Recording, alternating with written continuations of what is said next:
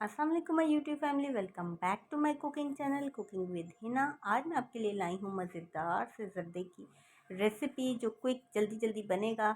अब ज़र्दा बनाना बिल्कुल भी मुश्किल नहीं है, आप रेसिपी मेरी फॉलो कीजिए और झटपट से पहली ही बार में आप रेसिपी बनाएंगे और आपको ज़बरदस्त सा ज़र्दा रेडी हो जाएगा और आप इसके हो जाएंगे एक्सपर्ट। चलें टाइम वेस्ट किए बगैर रेसिपी स्टार्ट करते हैं और देखते हैं कि ज़बरदस्त सा ज़र्दा कैसे बनेगा। बिस्मिल्लाहिर्रहमानिर्रहीम। तो जी ज़र्दा बनाने के लिए मैंने ले लिया एक पैन और इसको रख दिया चूल्हे पे गरम होने के लिए। इसके अंदर आधी प्याली डाल लिया घी। आपकी मर्ज़ी है, ऑयल में भी इसे बना सकते हैं, घी में बनाएंगे तो इसका खुशबू भी बहुत मज़ेदार सी होगी और बहुत मज़े का बनेगा और देगी ज़र्दे की तरह इसका बिल्कुल फ्लेवर होगा। तो जी इसके अंदर मैंने 5 से 6 अदद इलायचियाँ डाली हैं, कुछ ये मैंने दाने निकाल लिए और कुछ मैं साबुत डाल दूँगी। तो जी ऑयल घी जैसे गर्म होगा उसके अंदर हमने डाल दी इलायची और अब उसके अंदर जा रही है चीनी।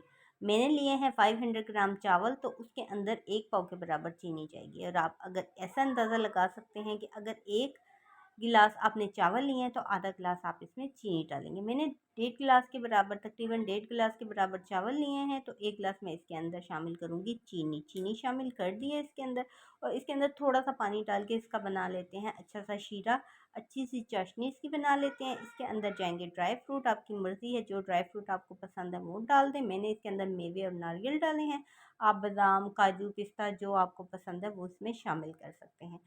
तो जी ये शीरा इसका तैयार हो रहा है। ये जैसे ही गर्म हुआ इसका पानी तो चीनी मेल्ट होने लगी और ये इसके बबल्स बन रहे हैं।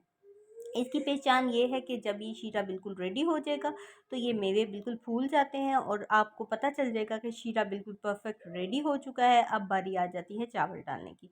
चावल मैंने 500 ग्राम लिए थे, 1.5 कप के बराबर मैंने चावल लिए थे। इसको मैंने आधा घंटा पहले डिप कर दिया था। डिप करके इसको मैंने बॉईल कर लिया। बॉईल करके मैं इसको एक साइड पे रख दिया पहले से और बाद में मैं इसका शीरा तैयार कर रही हूँ। तो जैसे ही ये शीरा तैयार हो जाएगा मेवे फूल जाएंगे और नारियल भी पका पका सा नज़र आ जाएगा, तो इसके अंदर हम डालेंगे बॉईल हुए हुए चावल। तो ये जी आराम से आहिस्ता आहिस्ता करके ये तमाम चावल मैं इसके अंदर शामिल कर रही हूँ इस शीरे के अंदर। तो जी ये बॉईल हुए हुए चावल मैंने इसमें शामिल कर दिए हैं। अगर बासमती चावल हैं तो इसमें एक कनी रहने दीजिएगा और कंप्लीट गलाने नहीं, दम में गल जाएंगे। और अगर आप सेला चावल की ज़र्दा बना रहे हैं तो उसको कंप्लीट गला के इसके अंदर डालेंगे, क्योंकि वो गलने में टाइम लगाते हैं। इसका कंप्लीट गला के इसके अंदर शामिल करना है।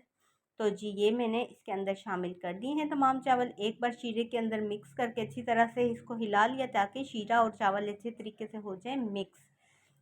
अब बारी आती है इसमें कलर्स डालेंगी। अब आपकी मर्ज़ी है कि आप एक कलर वाले चावल बनाना चाह रहे हैं या ज़्यादा से कलर्स वाले, जिस तरह देग के चावल होते हैं वैसे बनाना चाह रहे हैं। मैं इसके अंदर 3-4 कलर डालूँगी।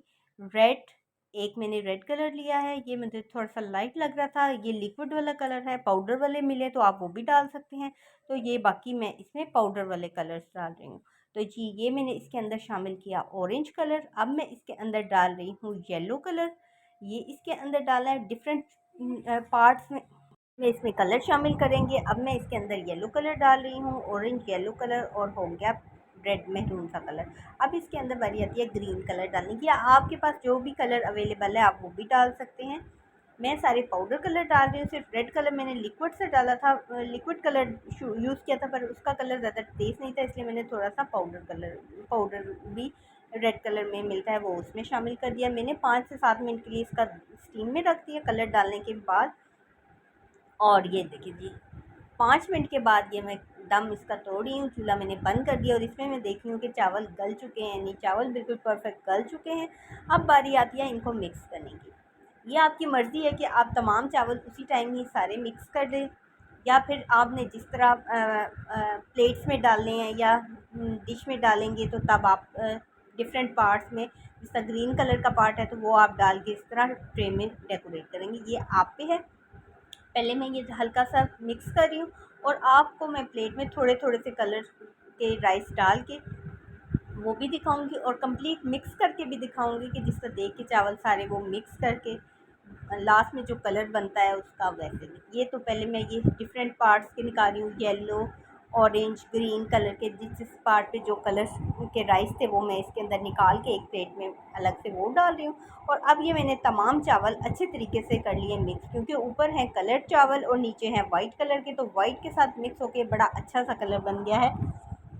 हर कलर के चावल मौजूद हैं। ये है जो मैंने डिफरेंट पार्ट्स के राइस निकाले थे, और ये जो है मैंने तमाम देचके के अंदर तमाम चावल अच्छे तरीके से मिक्स करके इसको प्लेट में निकाल लिया।